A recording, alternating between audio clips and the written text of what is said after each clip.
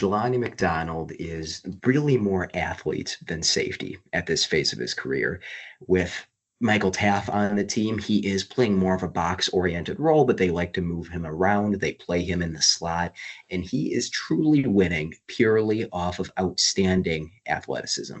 I think he has some of the best long speed in this class. He has the ability to turn the hips from off coverage and just carry a slot route all the way down the field. He has cornerback type speed, and I think he has the foot speed as well to mirror route breaks in man coverage. He will come down and hit. He's a full size safety. I think there are some really nice flashes as a tackler where he enters the point of attack with wide arms and is really able to lay the wood.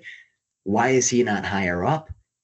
Because he's not really good at football right now. He has very limited idea what he's doing in zone coverage. He's constantly turning his hips the wrong way and putting himself in compromising positions.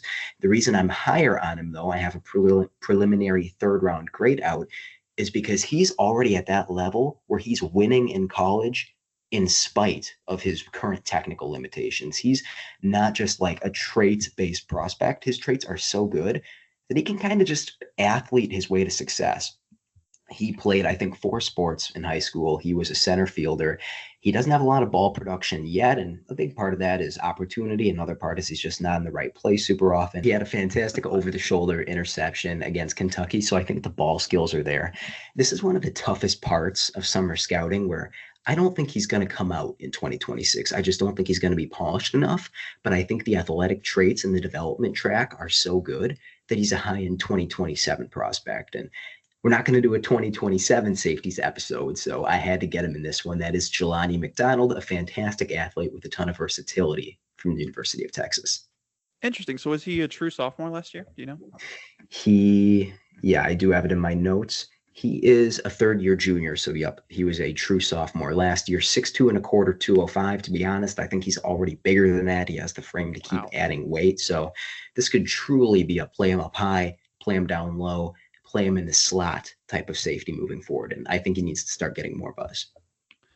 Yeah, I mean, and that's a guy that we see sometimes. Like, there are a few guys like that every class where they could come out next year. They might not. Some of them do. Some of them choose to stay for their senior year and really get that polishing done. We'll see what Jelani McDonald chooses to do.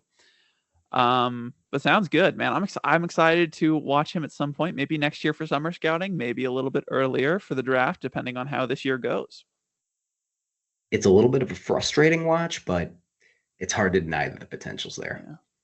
But what's interesting, and what I think I forgot to mention earlier, what I wanted to mention now is when you're talking about guys like Jelani McDonald, it's tougher to talk about summer scouting and rank these guys than it is in the normal draft. In the normal draft, we're just, who would I draft higher? If I'm trying to think scheme independently, but we're not drafting these guys tomorrow. You know what I mean? We're drafting them a year from now, or in Jelani McDonald's case, maybe 2 years from now. So basically how I approached it, and I'm curious to see how you approach your rankings, was odds on in however many months, right? Like we're 8 months away from the draft probably, unless I'm wrong on the math there, which is possible. No, we're 9 months. We're nine and a half months away from the draft right now. And where do I think that these safeties are going to be come that time is really what I'm trying to go with based on what we see this year. Where do I think those guys are going to be? So some of the more athletic guys are going to get a little bit of a boost, some of them are, whereas, some of the limited athletes who really shine and got more snaps because they were just more polished early, they might hurt a little bit, and it's not really their fault. And obviously it changes in some areas, but the better athletes obviously have more room to grow, whereas the guys who are closer to their ceiling have less room to grow. And because they have that whole nother year of college, it makes me weigh at that athleticism a little bit more than I would in the regular draft. For me, I try and keep when I think a player will declare separate in terms of my grading scale. Obviously, I'm really factoring in their amount of polish adjusted for their age. It's kind of like overall stock value. And so whether you'll come out in 2026 or 2027, I don't directly take that into account. But if you're a really good prospect, naturally, you're probably going to be a next year's draft class kind of guy because they're going to be good enough to declare. Yeah, if you were to come out next year, where do I think you'll be? That's exactly.